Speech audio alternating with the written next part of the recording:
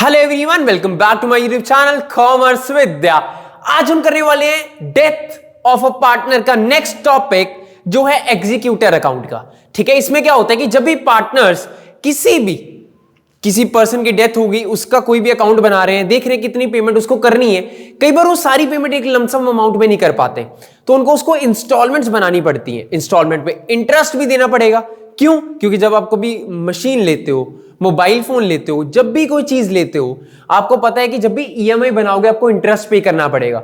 ऐसे ही उस एग्जीक्यूटर को भी हमें इंटरेस्ट पे करना होता है। एग्जीक्यूटर होता कौन है? जो डिसीज पार्टनर है, जिसकी डेथ हो गई, उसका कोई लीगल हायर, जिसको उन्होंने ऑलरेडी नॉमिनी बना रखा है डीड के टाइम पे, उसको ही पेमेंट होगी। अब वो इंस्टॉलमेंट में भी हो सकती है, 3 इंस्टॉलमेंट, 6 इंस्टॉलमेंट, 3 इयर्स बाद, 5 ईयर, जो भी होगा उनकी आपस में सेटलमेंट होगी। हमें अकाउंट किस चीज का बनाना है कि अगर हम इंस्टॉलमेंट में पे कर रहे हैं तो वहां पेमेंट कैसी करनी पड़ेगी। आज जो मैं क्वेश्चन कराने वाला हूं वो सीबीएसई क्वेश्चन में आया हुआ है 2019 में। तो ध्यान रखना, एग्जीक्यूटर अकाउंट बहुत इंपॉर्टेंट है, बहुत बार एग्जाम में आया है, तो आपको अच्छे से इसके बारे में समझना है। ठीक है, हम करने वाले एग्जीक्यूटर अकाउंट। ठीक है, कि एग्जीक्यूटर अकाउंट में कौन कौन सी चीजें होती हैं, इसका फुल फ्लेज क्वेश्चन करवाने वाला हूं जो सीबीएसई में आ रखा है ऑलरेडी एग्जाम में। आपके क्वेश्चन पढ़ो, आपकी स्क्रीन के ऊपर है। A B C were partners in a firm sharing profits and loss in the ratio of 3:2:1। ये रेशियो है उनकी। ठीक है, सी की डेथ हो गई ऑन 30th जून 2016। 2016 में उसकी डेथ हो चुकी है। किसकी? सी की। After all the necessary adjustment, सब कुछ करने के बाद जो लास्ट डिसीज पार्टनर अकाउंट बनाया उसकी बात कर रहा है। अभी सारी एडजस्टमेंट करने के बाद capital account showed a credit balance of 70,600, 70,600 का क्रेडिट बैलेंस आ रहा है। ठीक है, क्रेडिट बैलेंस मतलब हमने उसको देने हैं। C's executor was paid 10,600। सी के एग्जीक्यूटर को 10,600 तो तुरंत दे दिए उसी टाइम। 70,600 उसको देना है। 10,600 1 जुलाई 2016। डेथ कब हुई? 30th जून। पेमेंट कब हो रही है? 1 जुलाई। क्या दोनों में कोई डिफरेंस है? सुबह और शाम का ही डिफरेंस है। 30 जून के अगले दिन ही पेमेंट हुई है 1 जुलाई को। ठीक है, and the balance in 3 equal yearly instalment. 3 instalment कर लेंगे और ईयरली का मतलब एक साल बाद पेमेंट होगी, स्टार्टिंग फ्रॉम 30th जून 2017। और जो इंस्टॉलमेंट है वो 1 साल बाद शुरू होगी। डेथ हुई है उसकी 30th जून 2016। ईएमआई स्टार्ट होगी 30th जून 2017। समझ रहे हो? 1 साल का गैप लिया है पार्टनर्स ने पेमेंट जोड़ने के लिए, जो भी उनका केस रहा होगा, और 10% इसमें रहेगा इंटरेस्ट। ठीक है सर, बताइए कैसे होगा? बिल्कुल बताते हैं। पहले ना इंपॉर्टेंट चीजें लिख लेते हैं। इंपॉर्टेंट चीजें क्या है? सीज का due, C's due is equal to 70,600। 1 जुलाई को 2016 को हमने इसको 10,600 पे कर दिया।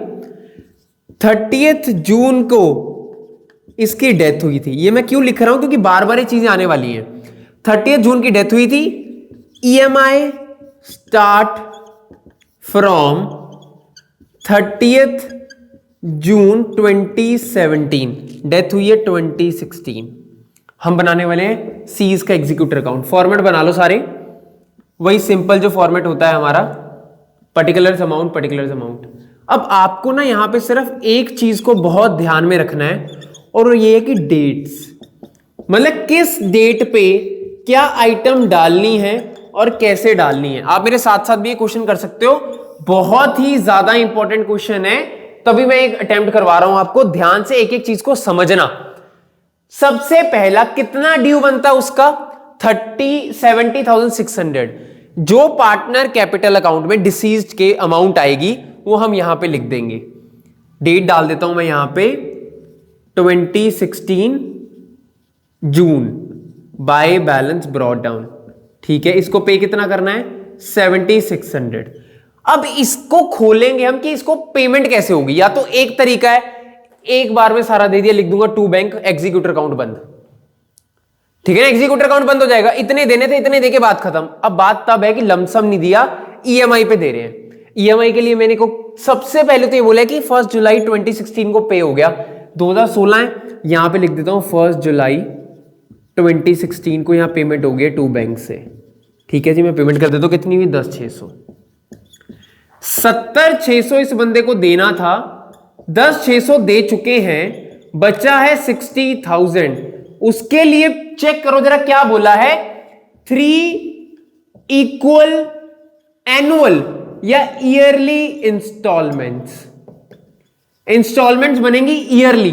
तो अगर मैं सीधा सीधा देखूं 60,000 रुपए देने हैं 3 सालों में, तो 20,000 रुपए 1 साल में देना बनता है। बट ये सिर्फ प्रिंसिपल अमाउंट है, इस पे इंटरेस्ट नहीं है। इंटरेस्ट रेट अलग से बताया है, इंटरेस्ट रेट उन्होंने बोला है 10% पर एनम। ईएमआई अगर मैं आपको बताऊं 60,000 रुपए मैंने उसको देना था और 3 ईएमआई बनाएंगे तो 20,000 रुपए हर साल जाना चाहिए। ठीक है, अब जैसे 8th 9th में आपको कंपाउंडिंग रेट ऑफ इंटरेस्ट बताया जाता था, उसके बारे में अब थोड़ा सा देखेंगे। बैलेंस डाल दिया 70,600, 10,600 पे हो गया। अब ध्यान से समझना, कंफ्यूज मत होना यहां पे बिल्कुल भी। 70,600 और यहां पे अब जो ये मेरा साल है वो कब खत्म होने वाला है, नीचे लिखा है 31 मार्च को साल खत्म होता है। मैंने इसको पे कर दिया, अब 60,000 रुपए ड्यू है। 70,600 था, 10,600 पे हो गया, अब उस बंदे को 60,000 रुपए देना है। पहली ईएमआई कब पे करनी है, 2017 को। अब मैंने 2016 तो बंद कर दूं, पहले 17 तो तब आएगा। यहां से लेके जुलाई से मार्च तक गिनते हैं, जुलाई, अगस्त, सितंबर, अक्टूबर, नवंबर, दिसंबर, जनवरी, फरवरी, मार्च, 9 महीने मार्च तक के हैं जो इंटरेस्ट पे करना बनता है उसका। हमने पे नहीं किया ना, अब इसका इंटरेस्ट ड्यू कर देते। पे तो कर नहीं सकता, पे कब करूंगा, जब इसको पहली ईएमआई ड्यू करूंगा। बट इसको मैं यहां पे लिख दे रहा हूं 31 मार्च में बाय इंटरेस्ट अकाउंट। कैसे लगेगा, 60,000 अमाउंट है, 10% है और 9/12 है। आप ये चेक करो, ठीक है, 12, 5, 40,500 आ रहा है। 4500 रुपए मेरे पास इंटरेस्ट आ रहा है मार्च 2016 तक का। कब तक का, मार्च 2016 तक का। क्लियर है, 4500 रुपए देने अब उसके इंटरेस्ट के। अब यहां पे 31 मार्च 2016 को अकाउंट बंद कर रहा हूं बैलेंस के साथ, टू बैलेंस कैरी डाउन, इसको बंद कर देता हूं। आप टोटल लगा लेना, मैं टोटल तो नहीं लगा रहा हूं। 70,600 प्लस 4500 माइनस 10,600। अगर आप देखोगे इस बंदे को, मेरे को 64,500 अब ड्यू हो गया है। सर आपने तो बोला था 60,000 देना है, अब 4500 और देना पड़ेगा। ये इंटरेस्ट है जो पे करना पड़ेगा। जब आप फोन लेते हो ना, अभी तो सारे बजाज वालों ने कर दिए 0% इंटरेस्ट। अब जो वॉशिंग मशीन लेते हो या कोई लोन ले रहे हो किसी से, तो इंटरेस्ट तो पे करना पड़ेगा ना। 60,000 का फर्म ने लोन लिया एक तरीके का एग्जीक्यूटर से, उसको पैसे देने हैं ना, हम नहीं दे रहे, हमने बोला 3 सालों में देंगे, तो ये पहले साल का ब्याज पड़ गया है 4500 रुपए। ठीक है, पहले देने थे 60,000, अब दूंगा 64,500, 64,500। अब 2016 खत्म हो गया, पेमेंट कोई नहीं हुई अभी तक एग्जीक्यूटर को एक भी पेमेंट नहीं हुई। अब चेक कर लो, सिर्फ ये 10,600 दिए हुए, ईएमआई एक भी नहीं गई। ईएमआई जानी कब है, 30 जून 2017 को। पहले तो मैं बैलेंस इकट्ठा करूं, 1 April 2017, to balance by balance brought down. Sir यहां कौन सा बैलेंस आएगा, ये देखो निकाला हुआ 64,500। क्लियर है। अब इसकी पेमेंट करनी है जून में। दिन कौन सा है, 30 जून 2017 को पेमेंट करनी है। ये 16 था, 17 में पेमेंट तो मैं कर देता हूं 17 को, लेकिन आपको नहीं लगता कि अप्रैल और जून में अभी भी डिफरेंस है। अप्रैल मई जून 3 महीने का और इंटरेस्ट देना पड़ेगा। इसको लिखूंगा क्या, बाय इंटरेस्ट अकाउंट, और डेट क्या डालूंगा, 31 मार्च जून, यहां 30 जून लिखूंगा मैं, क्योंकि जून में पैसा देना बनता है उसको। ये लो 30 जून 2017, ये मेरे को उसको पे करना है। ठीक है, अब ये कैलकुलेट कैसे होगा, अभी तक पेमेंट नहीं हुई है, तो प्रिंसिपल अमाउंट से कैलकुलेट कर रहा हूं। 60,000, 10%, 3/12। सर ये 3 मंथ्स कहां से आया, अप्रैल मई जून, जून को पेमेंट करनी है, जून से पहले का इंटरेस्ट तो दो। यहां 9 महीने का इंटरेस्ट दिया, यहां 3 महीने का, हो गया 12 महीने का इंटरेस्ट पूरा। हमने पूरे 12 महीने का इंटरेस्ट देना है इसको।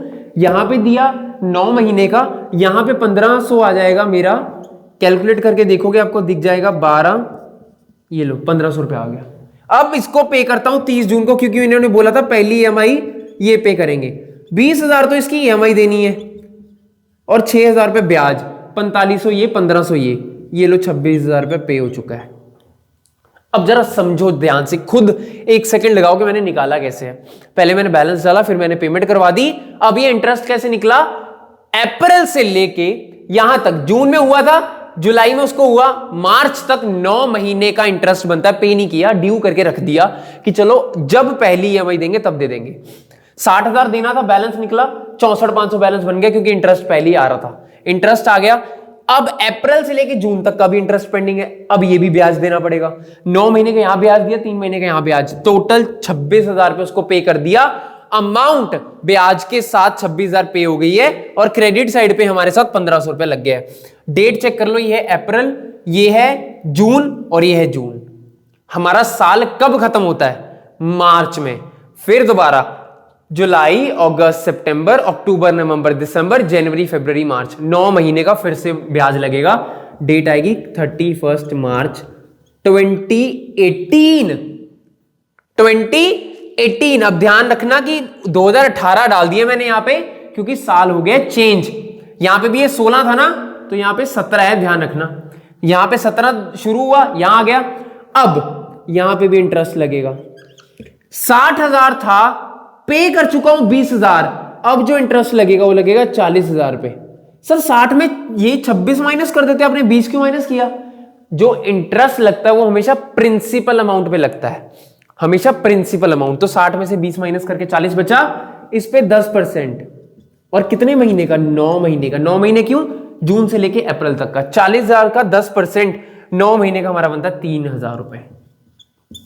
ये साल भी मैं यहां पे खत्म कर रहा हूं बैलेंस निकाल के। ये निकाल दिया, टू बैलेंस कैरीड डाउन। ये बैलेंस निकलेगा कब, 31 मार्च 2018 को। ये लो बैलेंस निकाल दिया, और यहां पे ये आ गया। हमारा अभी जो बैलेंस बच रहा है वो बच रहा है 43,000। ठीक है सर, अब अगले साल पे चले।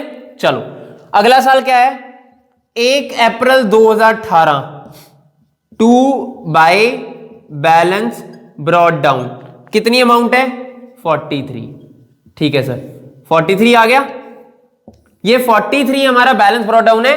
अब मैंने पे कब करना है, फिर जून को पे करना है। मैंने क्या बोला था, हर जून को होगा। तो यहां पे 30 जून 2018। दिक्कत ये है कि ये वाला जो अमाउंट है ये अप्रैल तक की, अब जून में फिर 3 महीने का ब्याज लगाना पड़ेगा।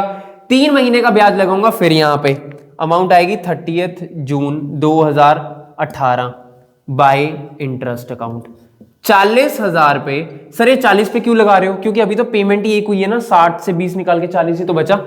Into 10% into 3/12। ये आप चेक करो, आपकी जो अमाउंट आ रही है इसको काट के वो आ रही है 1,000 रुपए। 3,000 पुराना इंटरेस्ट देना है, 1,000 इस साल का देना है। टोटल टू बैंक में 20,000 तो ईएमआई जा रही है, प्लस 4,000 रुपए ब्याज जा रहा है। सर ये 4,000 कैसे आया, 3,000 9 महीने का, ये रहा 3 महीने का, ये लो पे कर दिया 24,000 रुपए। क्लियर है? अब क्या करना है, ये है 30 जून। अब इंटरेस्ट पे करता हूं 31 मार्च 2019 तक का बाय इंटरेस्ट। कितने पे लगेगा, 20,000 तो फिर पे हो गया, बच गया कितना 20,000 इंटू 10/100 इंटू 9/12। 20,000 इंटू 10/100 इंटू 9/12 मेरे पास आ गया 1,500 रुपया। और यहां पे टू बैलेंस कैरी डाउन कर दूंगा, 31 March two balance carry down. Minus करो 43 प्लस 1,000 प्लस 1,500 माइनस 24,000 21,500। ये मेरे पास दूसरा साल भी खत्म हो रहा है। आपको पूरा ध्यान यहां रखना, नहीं तो क्वेश्चन समझ में नहीं आएगा। थोड़ा सा कंफ्यूजिंग है, आपको सिर्फ दिमाग लगाना है, क्योंकि डेट ऊपर नीचे दी हुई है। यहां पे आपको कोई रूल नहीं लगाना है कि ऐसे ऐसे करना है, पहले 3 महीने का लगा देंगे फिर 9 महीने का। समझने की कोशिश करो। पहले मैंने बैलेंस डाला, माइनस कर दिया अमाउंट बाय जुलाई, अब इंटरेस्ट पहले, सबसे पहले तो 60,000 रुपए ही लगेगा, 10% 9 महीने का, क्योंकि मार्च तक का है। आगे जो डेट आनी है ब्रॉड फॉरवर्ड हुआ, यहां बैलेंस आगे आ गया। अगर ये बोलते अप्रैल में पेमेंट करनी है तो ये आता ही नहीं पॉइंट। इन्होंने बोला जून में ही पेमेंट करो, मैं अब जून में पे करना है, पूरे साल का ब्याज देना पड़ेगा मेरे को। 9 महीने का ब्याज मैं ये दे रहा हूं, 3 महीने का ये दे रहा हूं। ये अलग अलग क्यों हो रहा है? क्योंकि बीच में बैलेंस भी ब्रॉट डाउन हो रहा है। मैं यहां पे इकट्ठा 12 महीने का नहीं डाल सकता था, क्योंकि मेरा साल खत्म हो गया। मेरा तो साल खत्म हो गया, मेरे को बैलेंस कैरी डाउन करना पड़ेगा। बैलेंस कैरी डाउन किया आगे जाके, इसलिए 9 महीने का पिछली किताबों में आया, 3 महीने का इस वाली किताबों में आया, दोनों को इकट्ठा करके पेमेंट यहां पे हुई। अब समझ रहे हो ना?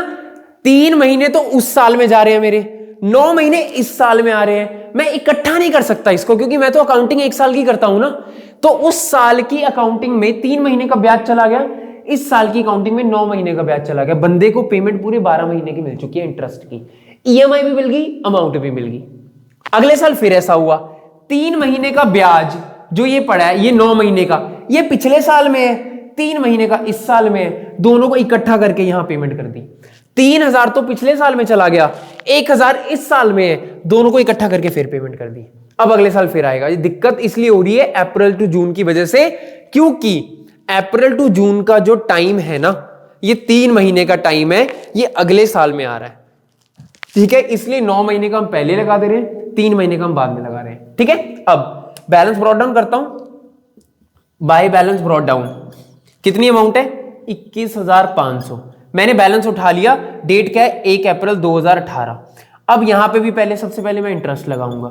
अब यहां पे देखो, यहां पे क्या लिखा हुआ है? अब मेरे को पेमेंट करनी है इस बंदे की। ठीक है, 20,000 रुपए। अब इसकी पेमेंट लास्ट चाहिए, 20 यहां पे कर दिए, 20 यहां लास्ट इंस्टॉलमेंट जाने वाली है। अब इसका ब्याज चेक करते हैं कितना बनेगा। 20,000 रुपए ब्याज बनेगा 10 इंटू 3/12। इसको इससे काट देता हूं, 12, ये आपका 500 रुपए आ जाएगा। 10,000 रुपए, 20,000 रुपए 10%, 3 महीने का अगर चेक भी करोगे 2,000 को 3 महीने के हिसाब से 500 रुपए आएगा। और टू बैंक सारी की सारी पेमेंट डन। 22,000 रुपया बंदे को पे हो गया और अकाउंट उसका खत्म। चेक करो जरा, समझ आया? अब देखो, अगर चेक करोगे ना, 3 उसको पे होने थे। क्या? 3 इंस्टॉलमेंट पे होनी थी और 3 सालों का इंटरेस्ट भी पे होना था। देखो, ये पहले साल का इंटरेस्ट है, ये दूसरे साल का इंटरेस्ट है, ये तीसरे साल का इंटरेस्ट है। कैसे हो रहा है? पहले 9 महीने का, फिर 3 महीने का, फिर 9 महीने का, फिर 3 महीने का, फिर 9 महीने का, फिर 3 महीने का। हो गए टोटल 36 महीने के इंटरेस्ट। और 3 ही बार पेमेंट होनी थी, पहली पेमेंट, दूसरी पेमेंट, तीसरी पेमेंट। क्लियर हुआ मैंने किस तरीके से किया? पेमेंट इंटरेस्ट की ईएमआई के साथ में होगी। दिक्कत कहां आई? उन्होंने बोला साल तो 31 मार्च को खत्म हो जाएगा तुम्हारा, लेकिन पेमेंट तुम 30 जून को करोगे। मैं 30 जून को तो पे कर देता हूं, बट पॉइंट इंटरेस्ट का है कि अगर 30 जून को पे करना है तो अप्रैल से जून तक का इंटरेस्ट इस साल में आएगा, उससे पुराने वाला इंटरेस्ट पिछले साल में जाएगा। हो क्या रहा है? पे कर रहे हैं हम 2016 का इंटरेस्ट 2017 में, समझ आ रही है? इंक्लूडिंग 3 मंथ्स ऑफ 2017, जिसमें 3 महीने का 2017 का भी है। तो हम इकट्ठा करके इंटरेस्ट को पे कर रहे हैं। आपको बस इस तरीके समझना और क्वेश्चन की प्रैक्टिस कर लेना। ये क्वेश्चन फॉर श्योर आता ही है। छोटे में डाल देते होते हैं कि एग्जीक्यूटर अकाउंट कैसे बनाते हैं। आपको पता होना चाहिए कि पेमेंट किस तरीके से होने वाली है। जो एग्जीक्यूटर को हमने पे करना, अब यहां पे जून है, वो अक्टूबर भी लिख सकते हैं, ठीक है ना? अगर वो अक्टूबर लिखेंगे तो मैं क्या करूंगा? यहां पे मैंने बैलेंस ब्रॉट डाउन किया, क्योंकि उसकी डेथ हुई थी 30 जून को। यहां पे मैंने टू बैंक पे कर दिया जो पे करना था। अब जो 31 मार्च 2017 है ना, वो कर दिया, बैलेंस ले आया। अब आगे मैं अप्रैल करूंगा, अब वो पेमेंट बोलेंगे अक्टूबर, तो मैं अप्रैल से अक्टूबर तक का जो इंटरेस्ट है वो यहां डालूंगा, दोनों को ऐड करके फिर पे करूंगा। आपको बताया होगा कि पेमेंट किस तरीके से कैसे होने वाली है। क्लियर है? चलो ठीक है, stay connected with commerce with everyone. अगर फिर भी कोई डाउट होता है, यू कैन कॉल मी और यू कैन टेक्स्ट मी, और आप कमेंट करके बताइए, क्योंकि ये बहुत ज्यादा इंपॉर्टेंट क्वेश्चंस हैं, इसमें बहुत सारी प्रॉब्लम्स आ सकती हैं आपको। But make sure nobody is skipping this point. 3-6 number तो बात की बात है, दिस इज रियलिटी टॉपिक। आपको अपनी रियल लाइफ से जोड़ेगा ये टॉपिक। अगर आपको नहीं आता होगा ना, कहीं ना कहीं फंस जाओगे। आपके फादर से भी कोई पूछ लेगा ना कि हाँ जी आपके बेटे को पता है इंटरेस्ट वगैरह कैसे चार्ज होते हैं, वो बोलेंगे हाँ कॉमर्स कर रहे हैं उनको आइडिया है, बट आप यहीं पे फंस जा रहे हो तो आप उनको कैसे बताओगे। तो आपको ये समझना है topic. It is very very important to understand if you are a commerce student. So make sure to understand this logically. इतने महीने का इंटरेस्ट देना है, इतना बनता था इतना पे कर देते हैं, इतने महीने का था इंटरेस्ट इतना बनता है इतना पे कर देते हैं। पूरा लॉजिक के साथ समझोगे, you will able to understand. ठीक है, चलो, thank you everyone, stay connected.